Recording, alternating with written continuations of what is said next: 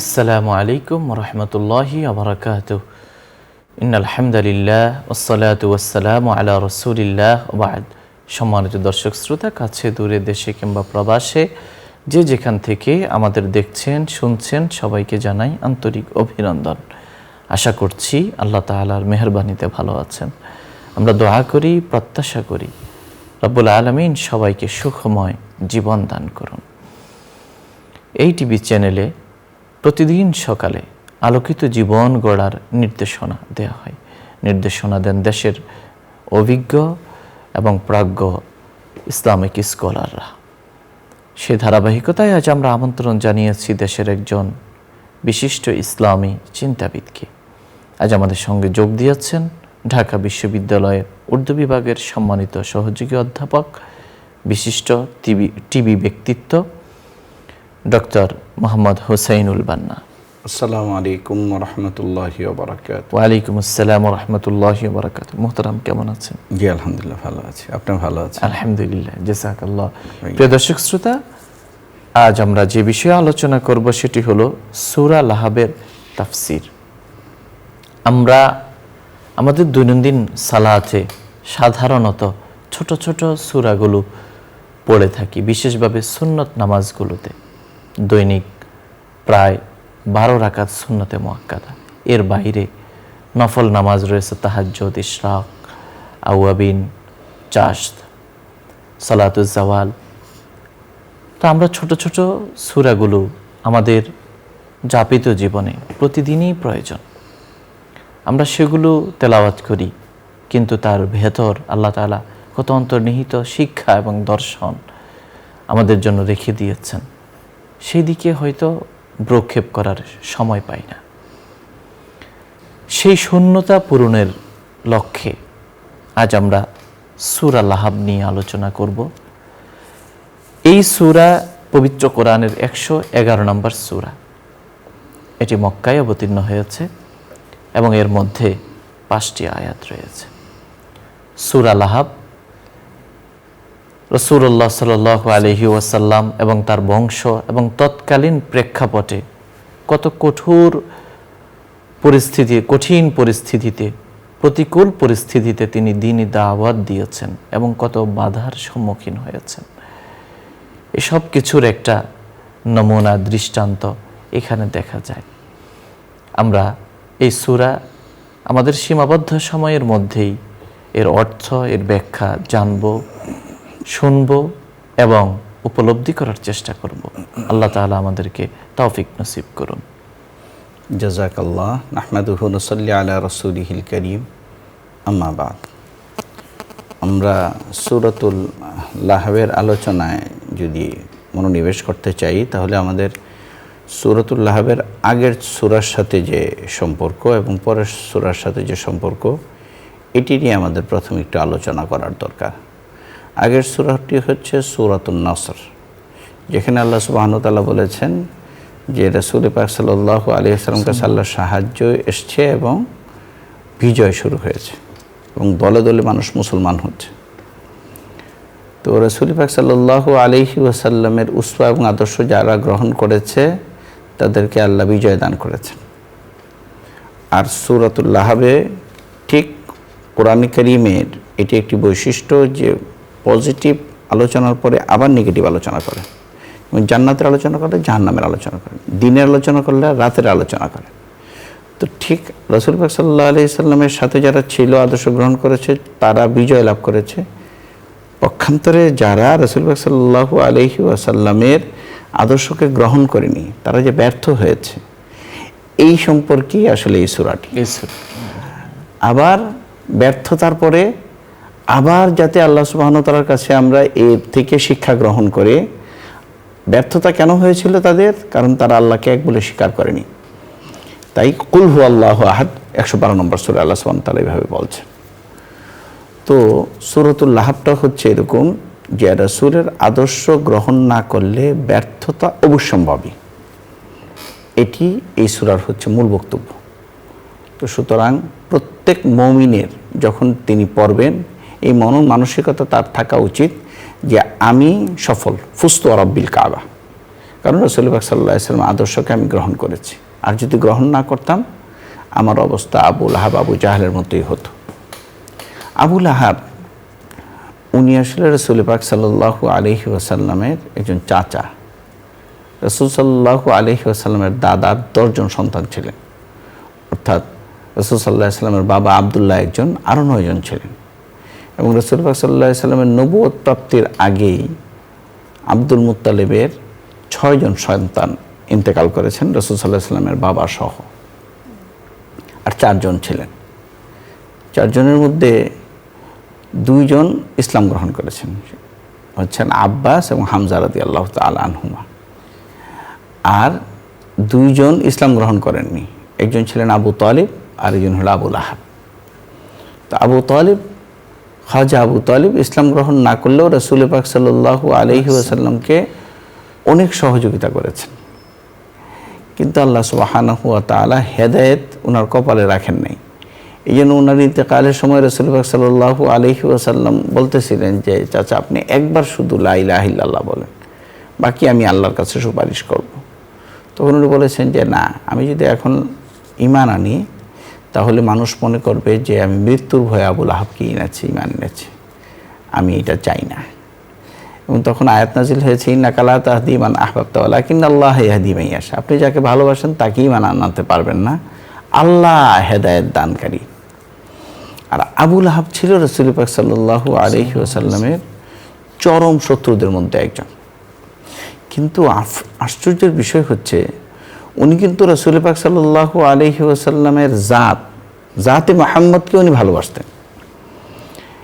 রাসূল পাক সাল্লাল্লাহু আলাইহি ওয়াসাল্লাম যখন ভূমিষ্ঠ হয়েছেন তখন উনি ওনার খুশিতে ওনার এক সোয়াইবা নামে এক বাদী এসে এটা ঘোষণা দিল যে আপনার একজন ভাতিজা হয়েছে। উনি খুশিতে তাকে স্বাধীন করে দিয়েছিল, আজাদ করে দিয়েছিল। তো রাসূল পাক সাল্লাল্লাহু আলাইহি ওয়াসাল্লামের আদর্শ গ্রহণ না করে কেবল জাতকেও যদি কেউ মহব্বত করে যে আদর্শ গ্রহণ করলো না, কিন্তু এইটাও আল্লাহর কাছে গ্রহণযোগ্য নয়। এবং আবুল লাহাব হচ্ছে এর প্রমাণ যে রাসূল সাল্লাল্লাহু আলাইহি ওয়াসাল্লামের সত্তাকে সে ভালোবাসতো, ভাতিজা হিসাবে ভালোবাসতো, কিন্তু আদর্শকে সে গ্রহণ করেন। এখন আমরা এই সূরাতুল লাহাবের যদি মূল বক্তব্যের দিকে আসি, যে এই সূরার নামই রাখা হয়েছে সূরাতুল লাহাব, অর্থাৎ হযরত রাসূল পাক সাল্লাল্লাহু আলাইহি ওয়াসাল্লামের চাচা আবু লাহাবের নামই এই সূরাটি অবতীর্ণ হয়েছে। অবতীর্ণ হওয়ার কারণটা কি ছিল? এটাকে শানে নুজুল বলা হয়। কারণটা ছিল এটা যে রাসূল পাক সাল্লাল্লাহু আলাইহি ওয়াসাল্লামের একজন সন্তান যিনি ঘোড়ার পিঠে উঠতে পারেন এরকম বড় হয়েছিলেন, 16-17 বছর বয়স হয়তো। ওনার নাম ছিল আবু তাহের বা তাহের। তো ওনার ইন্তেকালের পরে রাসূল পাক সাল্লাল্লাহু আলাইহি ওয়াসাল্লামের আর কোনো ছেলে সন্তান ছিল না। তখন আপনার আবু লাহাব বলেছে এই কথা যে তার কোনো ছেলে সন্তান নাই, সে তো নির্বংশ, নাউযুবিল্লাহি মিন যালিক, আবতার বলা হয় এটাকে, লেজ কাটা। তো আল্লাহ সুবহানাহু ওয়া তাআলা আবু লাহাবকেই ভৎসনা করছেন যে রাসূল পাক সাল্লাল্লাহু আলাইহি সাল্লাম নির্বংশ নয়, বরং সে হলো ধ্বংসপ্রাপ্ত, যে রাসূল পাক সাল্লাল্লাহু আলাইহি সাল্লামকে এটা বলবেন। এরপরে রাসূল পাক সাল্লাল্লাহু আলাইহি সাল্লাম আরেকজন সন্তান হয়েছিল ইব্রাহিম নামে, তিনি মারিয়া কিপ্তিয়া রাসূল পাক সাল্লাল্লাহু আলাইহি সাল্লামের বাদী ছিলেন, ওনার থেকে এক সন্তান হয়েছিল রাসূলের, ওনার নাম ছিল ইব্রাহিম। উনি এই মদিনাতে ওনার ইন্তেকাল হয়েছে। তো রাসূল পাক সাল্লাল্লাহু আলাইহি সাল্লামের কোনো ছেলে সন্তান জীবিত ছিল না, মেয়েরাই জীবিত ছিল। এবং আমাদের যে রাসূল পাক সাল্লাল্লাহু আলাইহি সাল্লাম বংশ পরম্পরা আমাদের কাছে পৌঁছেছে, এটা মেয়েদের মাধ্যমেই পৌঁছেছে রাসূল পাক সাল্লাল্লাহু আলাইহি সাল্লামের, যেহেতু ছেলে সন্তান ছিলেন না। তো এইখানে আল্লাহ সুবহানাহু ওয়া তাআলা আবু লাহাবের ধ্বংসপ্রাপ্তির কথা বলেছেন। কারণটা কি ছিল? যে রাসূল পাক সাল্লাল্লাহু আলাইহি সাল্লামের উপরে যখন ওহী নাজিল হলো, প্রথম তো ওহী নাজিল হয়েছে ইকরা বিসমি রাব্বিকাল্লাযী খালাক, এরপরে 3 বছর পর্যন্ত ওহী বন্ধ ছিল। এরপরে আল্লাহ সুবহানাহু ওয়া তাআলার কাছে আয়াত নাজিল হয়েছে আনজির আশিরাতাকাল আকরাবিন, যে আপনি আপনার নিকটবর্তী আত্মীয় স্বজন যারা আছে তাদেরকে আপনি কি করুন, আল্লাহ সুবহানাহু ওয়া তাআলার ভীতি প্রদর্শন করুন, সতর্ক করুন। তো রাসূল পাক সাল্লাল্লাহু আলাইহি ওয়াসাল্লাম ওনাদেরকে সাফা মারওয়া, আর কোনো রাওয়ায়াতের মধ্যে আছে জাবালে আবু কুবাইস, এটা সাফা মারওয়ার কাছেই।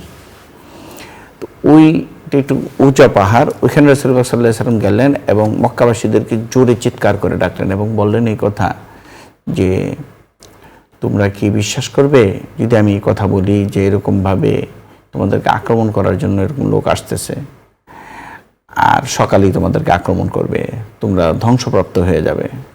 তখন ওরা বললো, কেন বিশ্বাস করবো না, তুমি আলামিন, তুমি আমাদের মধ্যে সবচেয়ে বিশ্বস্ত মানুষ, আমরা অবশ্যই বিশ্বাস করবো। তখন উনি বললেন যে তাহলে তোমরা জেনে রাখো আল্লাহ সুবহানাহু ওয়া তাআলা আমাকে রাসূল হিসেবে পাঠিয়েছেন, এবং তোমরা যদি আমাকে নবী হিসাবে এবং আল্লাহ সুবহানাহু ওয়া তাআলাকে এক হিসাবে মানো, তাহলেই তোমরা সফল কাম হবে, আর না হয় তোমরা ব্যর্থ হবে এবং তোমরা ধ্বংস হয়ে যাবে। তখন আবু লাহাব বলেছিল, তাব্বাল্লাক আলিহাদা জামাআতানা ইয়া মুহাম্মদ, যে তুমি ধ্বংস হও, নাউযুবিল্লাহি মিন যালিক, তুমি কি এই জন্য আমাদেরকে জমা করেছো? তো আল্লাহ সুবহানাহু ওয়া তাআলা ধ্বংস যে আবু লাহাবের জন্য, এটি এই সূরার শুরুতে আল্লাহ সুবহানাহু ওয়া তাআলা বললেন, ঘোষণা দিয়েছেন ইয়াদা আবি লাহাবি ওয়া তাব, যে আবু লাহাবের দুই হাত ধ্বংস হোক। লাহাব বলা হয় আসলে অগ্নিস্ফুলিঙ্গ যা আছে সেটাকে। আবু লাহাবের নাম কিন্তু আসলে আবু লাহাবের ছিল না, ওর নাম ছিল আব্দুল উজ্জা বা আব্দুল আজিজ। এটাকেই ওনার উপাধি ছিল আবু লাহাব, এই হিসাবে আবু লাহাব নামেই পরিচিত উনি। রাসূল পাক সাল্লাল্লাহু আলাইহি ওয়াসাল্লাম আর চাচা ছিলেন আবু জাহাল, ওনার নামও কিন্তু আবু জাহাল ছিল, ওনার নাম ছিল আবুল হাইকাম। তো রাসূল পাক সাল্লাল্লাহু আলাইহি ওয়াসাল্লাম বলেছেন যে উনি ইসলামের বিরুদ্ধে যা কাজ করতেছেন, উনি তো আসলে মূর্খ, উনি তো জ্ঞানের পিতা হইতে পারেন না। এরপর আবু জাহাল নামে উনি প্রসিদ্ধি লাভ করেছেন। আবু লাহাব নামে প্রসিদ্ধি লাভ করেছিলেন উনি আইয়ামে জাহিলিয়াতে, এবং ওনার শ্রেষ্ঠত্ব, ওনার বরত্ব সব কিছুই নেতৃস্থানীয় লোকদের মধ্যে উনি ছিলেন। তাই রাসূল পাক সাল্লাল্লাহু আলাইহি ওয়াসাল্লাম যেহেতু নেতৃস্থানীয় একটা পরিবার থেকে এসছেন এবং মক্কার সবচেয়ে সম্ভ্রান্ত পরিবার, তাই অন্যরা কোনো কথা বলতে পারতো না। আবু লাহাবের কারণেই তারা সাহস পেয়েছে রাসূল পাক সাল্লাল্লাহু আলাইহি ওয়াসাল্লাম এবং ইসলামকে এবং সাহাবায়ে কেরামকে আঘাত করার জন্য। তো এখানে আল্লাহ সুবহানাহু ওয়া তাআলা এই আয়াত নাযিল করলেন যে ওয়াতাব্বা মা আগনা আনহু মালুহু ওয়া মা কাসাব, এটা তো ধ্বংস হকেই। আর আবু লাহাব রাসূল পাক সাল্লাল্লাহু আলাইহি ওয়াসাল্লাম এবং মুসলমানরা যারা ছিলেন তাদেরকে খুব সমালোচনা করত, রাসূল পাক সাল্লাল্লাহু আলাইহি ওয়াসাল্লাম সমালোচনা করত এবং বলতো এই কথা যে এই মুসলমান যারা হয়েছে তাদের তো কোনো অর্থ সম্পদ নাই, তারা এই পৃথিবীতে যেরকমভাবে ব্যর্থ, তার অর্থ সম্পদ কামাতে পারেনি। ও বলতো যে আমরা তো আখিরাতকে বিশ্বাস করি না, কিন্তু যদি আখিরাত হইয়াও থাকে সেখানে তারা ব্যর্থ হবে, কারণ তাদের তো কোনো অর্থ সম্পদ নাই। আল্লাহ সুবহানাহু ওয়া তাআলা বলছেন মা আগনা আনহু মালুহু ওয়া মা কাসাব, তার কাল কিয়ামতের ময়দানে তার এই মাল, তার এই সম্পত্তি, তার যা সে অর্জন করেছে, এগুলি তার কোনোই কাজে আসবে না। কারণ ইন্না আক্রামাকুম ইনদাল্লাহি আতকাকুম, আল্লাহ সুবহানাহু ওয়া তাআলার কাছে যে আল্লাহকে বেশি ভয় পায় সেই আখিরাতে সবচেয়ে বেশি সম্মানিত হবে। তাই সে রাসূল পাক সাল্লাল্লাহু আলাইহি ওয়াসাল্লামের জন্য এবং সাহাবায়ে কিরামকে যেভাবে কষ্ট দিচ্ছে, এই কারণে তার মাল সম্পদ এগুলি জানিয়ে সে গর্ব করতেছে, এগুলি কিছুই তার থাকবে না। আল্লাহ সুবহানাহু ওয়া তাআলা এই আয়াত থেকে তার জাহান্নামী হওয়ার ঘোষণা দিচ্ছেন। সায়াসলা নারান যাতা লাহাব, যে অগ্নিস্ফুলিঙ্গ আছে এরকম এক আগুনের মধ্যে সে অচিরেই নিপতিত হবে। এবং দেখা গেল এটা যে রাসূল পাক সাল্লাল্লাহু আলাইহি ওয়াসাল্লাম যখন হিজরত করে মদিনায় চলে আসলেন, এরপরে সে মক্কায় কাফেরদেরকে উত্তেজিত করা, রাসূল পাক সাল্লাল্লাহু আলাইহি ওয়াসাল্লামকে নিশ্চিহ্ন করে দেওয়ার যতগুলো রাসূল পাক সাল্লাল্লাহু আলাইহি ওয়াসাল্লাম হত্যা থেকে শুরু করে যতগুলো ষড়যন্ত্র ছিল, সমস্ত ষড়যন্ত্রের মধ্যে সে শামিল ছিল। আল্লাহ সুবহানাহু ওয়া তাআলা তাকে বললেন এই কথা যে এই কারণে সে জাহান্নামী হবে। এবং দেখা গেল বদরের যুদ্ধে সে অংশগ্রহণ করতে পারেনি, সে কাফেরদের পক্ষ থেকে অংশগ্রহণ করবে এটাও তার নসিব হয়নি। তার কারণ হচ্ছে ওই সময় তার গুটি বসন্ত হয়েছে। এবং আপনার বদর যুদ্ধের এই আয়াত নাজিলের 7-8 বছর পরে এবং বদর যুদ্ধের 7 মাসের মধ্যেই তার ইন্তেকাল হয়েছে। যখন বদর যুদ্ধে কাফেররা পরাজিত হয়ে মক্কায় ফিরে গেল, তখন যারা সবচেয়ে বেশি ইসলামী সমালোচনা করেছে এবং ব্যথিত হয়েছিল তাদের মধ্যে আবু লাহাব একজন। এবং অবস্থাটা এরকম হয়েছিল তার গুটি বসন্ত হওয়ার কারণে, যে তার সন্তান এবং রাসূল পাক সাল্লাল্লাহু আলাইহি ওয়াসাল্লামের সাথে তার কেমন সম্পর্কটা ছিল, যে রাসূল পাক সাল্লাল্লাহু আলাইহি ওয়াসাল্লামের 2 মেয়ে আবু লাহাবের ছেলে বিয়ে করেছিল। তার নাম ছিল উতবা এবং কোনো কোনো রাওয়ায়াতের মধ্যে আছে আবুল আস বা আবুল আসিম। তো জাইনাব এবং উম্মে কুলসুম দুজনকে বিয়ে করেছিল। এবং রাসূল পাক সাল্লাল্লাহু আলাইহি ওয়াসাল্লাম ইসলামের দাওয়াত দেন বলে আবু লাহাবের কথায় তার ছেলে কিন্তু বাধ্য হয়েছে তাকে তালাক দেওয়ার জন্য এবং অত্যাচার করেছে তার উপরে।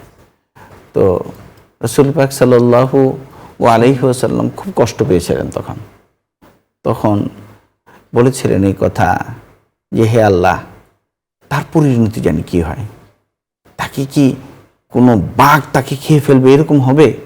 এই ধরনের কথাও কিন্তু রাসূল পাক সাল্লাল্লাহু আলাইহি ওয়াসাল্লাম কষ্টে বলেছেন যে ইফতারাসা আনহুল আসাদ, তাকে কোনো বাঘ বা সিংহ আক্রমণ করবে এরকম। তো দেখা গেল যে তার যখন গুটি বসন্ত হয়েছে বদর যুদ্ধের পরে, বদর যুদ্ধ থেকে শুরু হয়েছে এবং এরপরে 7 মাসে এটা মারাত্মক আকার ধারণ করেছে। তার সন্তান সন্ততি তাকে ছেড়ে চলে গেল আপনার অন্য জায়গায়। ওই যে বলা হচ্ছে মাগ না আনহু মালুহু ওয়া মা কাসাব, তার অর্থ সম্পদ তার সন্তান সন্ততি কিছুই তার কাজে আসেনি। এক পর্যায়ে তার সন্তানেরা তাকে আপনার চটের মধ্যে ভরে মরুভূমিতে নিয়ে আপনার ফেলে দিয়ে আসছে এবং তাকে আপনার পাথর চাপা দেওয়া হয়েছে তাই সে যাতে এইভাবে ইন্তেকাল করে। এবং তার ইন্তেকালের পরে তার এই লাশ আপনার ওই যে রাসূল পাক সাল্লাল্লাহু আলাইহি ওয়াসাল্লাম বলেছিলেন যে বাঘ খেয়ে ফেলবে, এই মরুভূমির চিতায় এসে তার ইয়াকে খেয়েছে, তার লাশকে খেয়েছে।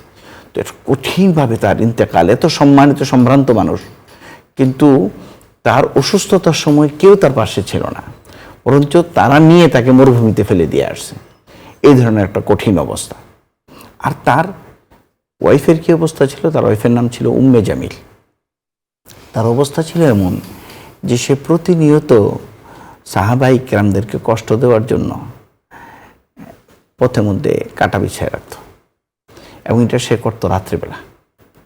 তো রাত্রিবেলা সে কী করতো, ওই কাঁটাদার বৃক্ষের যে ছিল আপনার ডাল ছিল, এগুলি সে আস্তে আস্তে সংগ্রহ করে রাতের বেলা মেহনত করে সে সাহাবা ইকরামের বাড়ি বা আশপাশে বা রাসূল পাক সাল্লাল্লাহু আলাইহি ওয়াসাল্লাম যে পথ দিয়ে যাবেন সেই পথে সে করত। তো কাল কিয়ামতের ময়দানে তার কী অবস্থা হবে? তার অবস্থা হবে এটা যে আবু লাহাবকে যে জাহান্নামে পোড়ানো হবে আর সেও জাহান্নামী থাকবে, সেও জাহান্নামে কষ্ট পাবে, কিন্তু তার এই জাহান্নামের মধ্যে আরেকটা থাকবে, সেই জাহান্নামের যে ইন্ধনগুলো আছে এগুলি এনে আবু লাহাবকে আরও শাস্তি দেওয়ার জন্য সে ব্যবস্থা করবে, যেহেতু মুমিনদেরকে সে দুনিয়াতে এই কাজ করেছেন। আল্লাহ সুবহানাহু ওয়া তাআলা এই উম্মে জামিলকেও, অর্থাৎ আবু লাহাবের স্ত্রী যে ছিল, তাকেও জাহান্নামী হিসাবে ঘোষণা করেছেন। ওয়ামরাআতুহু হাম্মালাতাল হাতাব, যে তার স্ত্রী যে আছে তার স্ত্রীর অবস্থা এরকম হবে যে সে দুজকের যে কাঠগুলো আছে, ইন্ধনগুলো আছে, এগুলি সে বহনকারী হবে। আর বহনকারী হবে সে কি ভালো অবস্থায় থাকবে? সে কি করত? অনেক দামি দামি অলংকার পরত। আপনার এই অলংকার পরে সে রাস্তা দিয়ে হাঁটত এবং মুসলমান এবং সাহাবা ইকরামকে খুব বাজেভাবে গালিগালাজ করত সে। আল্লাহ সুবহানাহু ওয়া তাআলা তাই বলছেন যে কাল কিয়ামতের ময়দানে তার অবস্থা এরকম হবে যে তার গলার মধ্যে আপনার রশি থাকবে। এই রশিটা কিসের থাকবে? কেউ কেউ বলা হয়েছে যে এটা আপনার লোহার যে শিক আছে, এই শিকের রশি থাকবে। মানে ফিজি রিহা হাবলুম মিন মাসাদ যে আছে, মাসাদের ব্যাখ্যাটা কি আসলে? মাসাদের ব্যাখ্যাটা হচ্ছে যে কেউ কেউ বলেছেন লোহার রশি থাকবে যেগুলি তাকে করবে, আর কেউ কেউ বলেছেন যে না, মাসাদ শব্দের অর্থ হচ্ছে আসলে খেজুরের আঁশ যে আছে, এই খেজুরের আঁশ দিয়ে যে রশিটা বানানো হয়, এই শক্ত রশিটা থাকবে, যেটা তার গলার মধ্যে থাকবে এবং গলাকে প্রতিনিয়ত এই রশি এরকমভাবে থাকবে যে এটা একেবারে তার ঘাড় পর্যন্ত ভেঙে ফেলবে। আল্লাহ সুবহানাহু ওয়া তাআলা সে যে তার কাঁধের উপরে এবং গলার উপরে অলংকার পরত এবং কাঁধের উপরে যে সে মুসলমানদেরকে কষ্ট দেওয়ার জন্য এই বিভিন্ন রকমের কাঁটাদার বৃক্ষ বা কাঁটাদার আপনার যে ডালপালাগুলো আছে সেগুলো সংগ্রহ করে নিয়ে আসতো। এই জন্য আল্লাহ সুবহানাহু ওয়া তাআলা তার শাস্তির একটা ইঙ্গিত এখানে দিয়েছেন যে ফি জিদিহা হাবলুম মিন মাসাদ, তার অবস্থাটা এরকম হবে যে তার গলার মধ্যে রশি এইভাবে টানতে থাকবে, তাকে সে অস্থির থাকবে, কিন্তু তার দায়িত্ব থাকবে আবার তার স্বামীর জন্যই এভাবে নিয়ে আসা। এভাবে যারা ঈমান এবং কুফর থেকে, যারা ঈমান থেকে দূরে থেকে কুফরি করে এবং ইসলাম বিরোধী কাজকর্মে নিজেকে নিয়োজিত রাখে, তাদের পরিণতিও কি এমন হবে? এই দিকে আল্লাহ, আমি এই কথাটাই এখন বলতেছিলাম যে কোরআনের একটা মূল নীতি হচ্ছে আল ইবরাতু বিউমুমিল লাফজ লা বিখুসুসিস সাবাব, যে কোরআনে কারীমের প্রত্যেকটা আয়াতের যে মূল বক্তব্য থাকে সেটা কেবল যে ওই ঘটনার সাথে সংশ্লিষ্ট থাকে না। বিউমুমিল লাফজ, এটা কিয়ামত পর্যন্ত যত এই ধরনের ঘটনা আসবে সব ঘটনার জন্যই এটা হচ্ছে আসলে দ্বীনের পথে যারা বাধা সৃষ্টি করবে প্রত্যেকেরই শেষ পরিণতি এরকম হচ্ছে, মানে হয়েছে। হবে তো আমরা ঈমানের সাথে বলতে পারি এই কথা, কিন্তু হয়েছে এটা পৃথিবীর ইতিহাসে। শুকরিয়া, আপনি আমাদের বলছিলেন সূরা লাহাবের তাফসীর, আমরা মুগ্ধ হয়ে শুনছিলাম। প্রিয় দর্শক শ্রোতা, আমাদের সময়ের সীমাবদ্ধতা থাকায় আলোচনা এখানেই শেষ করতে হচ্ছে। তবে যাওয়ার আগে আমরা রব্বুল আলামিনের দরগাহে কায়মানা বাক্যে মোনাজাত করব। আপনারা চাইলে আমাদের সঙ্গে মোনাজাতে শামিল হতে পারেন। আল্লাহুম্মা আমিন। اللهم صل على سيدنا ومولانا وشفيعنا وحبيبنا على محمد النبي الأمي وعلى آله وسلم تسليما. ربنا آتنا في الدنيا حسنة وفي الآخرة حسنة وقنا عذاب النار. ربنا ظلمنا أنفسنا وإن لم تغفر لنا وترحمنا لنكونن من الخاسرين. رب ارحمهما كما ربياني صغيرا. ربنا هب لنا من أزواجنا وذرياتنا قرة أعين واجعلنا للمتقين إماما. ربنا اصرف عنا عذاب جهنم إن عذابها كان غراما. يا أول الأولين يا آخر الآخرين يا رب الضعفاء يا راحم المساكين يا غياث المستغيثين يا رحيم يا كريم. মাবুদ মালিক মাওলা, আপনি মেহেরবানি করে আজকে এই তাফসীরের যে আলোচনা আমরা করলাম, মালিক আপনি মেহেরবানি করে এটা পূর্ণভাবে আত্মস্থ করার আমাদেরকে তৌফিক দান করেন। মাবুদ, আর রাসূল পাক সাল্লাল্লাহু আলাইহি ওয়াসাল্লাম এবং ইসলামের শত্রুতা পোষণকারীদের শেষ পরিণতি যা হয়েছে মালিক, এর প্রতি আমরা ঈমান আনি। আপনি মেহেরবানি করে আজকেও যারা ইসলামের এরকম দুশ্মনী করতেছে, ইসলামের সাথে রাসূল পাক সাল্লাল্লাহু আলাইহি ওয়াসাল্লামের মান ও মর্যাদার সাথে, মালিক মেহেরবানি করে তাদেরকে হেদায়েত দিয়ে দেন। আর যদি হেদায়েত তাদের নসিব এবং কপালে এবং তকদিরে না থাকে, তাহলে আবু জাহেল, আবু লাহাব, ফেরাউন, নমরুদকে যেভাবে আপনি পৃথিবী থেকে লাঞ্ছিত করে সরিয়ে দিয়েছেন রাসূল পাক সাল্লাল্লাহু আলাইহি ওয়াসাল্লামের সম্মানার্থে, বর্তমান জমানায় এবং ভবিষ্যতে যারা আসবে তাদের শেষ পরিণতি এরকম করে দিন মালিক। মাবুদ, আপনি মেহেরবানি করে আজকে সারা বিশ্বে উম্মতে মুহাম্মাদি বড় মজলুম অবস্থায় আছে মালিক। রাসূল পাক সাল্লাল্লাহু আলাইহি ওয়াসাল্লামের উম্মত এই কথাটি দাবি করার কারণে আজকে বড় মজলুম এবং নির্যাতিত অবস্থায় আছে। তারা যে খুব ইসলাম পালন করছে তাও নয়, কেবল রাসূল পাক সাল্লাল্লাহু আলাইহি ওয়াসাল্লামের নামের সাথে তাদের নাম আছে, এই জন্য তারা আজকে অত্যাচারিত হচ্ছে মালিক। আপনি মেহেরবানি করে রাসূল পাক সাল্লাল্লাহু আলাইহি ওয়াসাল্লামের নামের উসিলায় আমাদেরকে রাসূল পাক সাল্লাল্লাহু আলাইহি ওয়াসাল্লামের পূর্ণ আদর্শ গ্রহণ করার তৌফিক দান করুন মালিক, এবং মেহেরবানি করে আমাদেরকে কাফের মুশরিকদের হাতে আর অত্যাচারিত করেন না মালিক। আপনার প্রিয় হাবিব রাসূল পাক সাল্লাল্লাহু আলাইহি ওয়াসাল্লাম কষ্ট পাবে, তার উম্মত এভাবে কষ্ট পেতেছে, আপনি মেহেরবানি করে রাসূল পাক সাল্লাল্লাহু আলাইহি ওয়াসাল্লামের ফুজাইলে সমস্ত পৃথিবীতে মুসলমানদেরকে আপনি বিজয়ী করে দেন। ফিলিস্তিনের মুসলমানদেরকে আপনি বিজয় দান করেন মালিক। আপনি মধ্যপ্রাচ্যের মুসলমানদেরকে আপনি হেফাজত করেন, মক্কা মদিনাকে হেফাজত করেন, চীনের মুসলমানদেরকে আপনি স্বাধীনতা দান করেন। ভারতের মুসলমানরা আজকে বড় কষ্টে আছে মালিক, আপনি মেহেরবানি করে তাদেরকে স্বাধীনতা দান করেন, তাদেরকে হেফাজত করেন। মাবুদ, আপনি মেহেরবানি করে আমাদের এই দেশকে কবুল মঞ্জুর করে নেন, সমস্ত রকমের বালা মুসিবত থেকে আমাদের এই দেশকে হেফাজত করেন।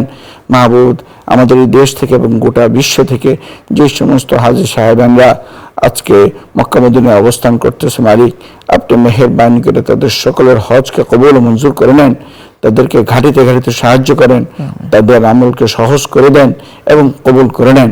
আমাদের বাংলাদেশ থেকে যে সমস্ত আমাদের ভাই বোনেরা হজে গিয়েছেন মালিক, তাদের প্রত্যেককে আপনি ঘাটিতে ঘাটিতে সাহায্য করেন, তাদের আপনি আমলগুলোকে সহজ করে দেন এবং তাদের হজকে কবুল ও মঞ্জুর করে নেন। তাদের কবুল হজের মধ্যে যে সওয়াব হবে সেই সওয়াবে আমাদের সকলকে শামিল করে নেন। মাহবুদ আপনি মেহেরবানি করে, দয়া করে, মায়া করে আমাদের মধ্যে যারা অসুস্থ আছে সকলকে শিফায়ে কামিলা আজেলা দান করেন। মাহবুদ আপনি মেহেরবানি করে আমাদের এই অনুষ্ঠানকে কবুল ও মঞ্জুর করেন। এর কলা কৌশলী এবং যারা অর্থ নির্বাহ করতেছে তাদের সকলকে কবুল ও মঞ্জুর করেন। আমাদের সমস্ত আমলগুলিকে আপনি কবুল ও মঞ্জুর করে নেন। আল্লাহুম্মা আহসিন আকিবাতানা ফিল উমুরি কুল্লিহা ওয়া আজিরনা মিন খিজি দুনিয়া ওয়া আযাবিল আখিরা ওয়া সাল্লাল্লাহু তাআলা আলা খাইরি খালকিহি সাইয়্যিদিনা মুহাম্মাদ ওয়া আলা আলিহি ওয়া সাহবিহি আজমাইন।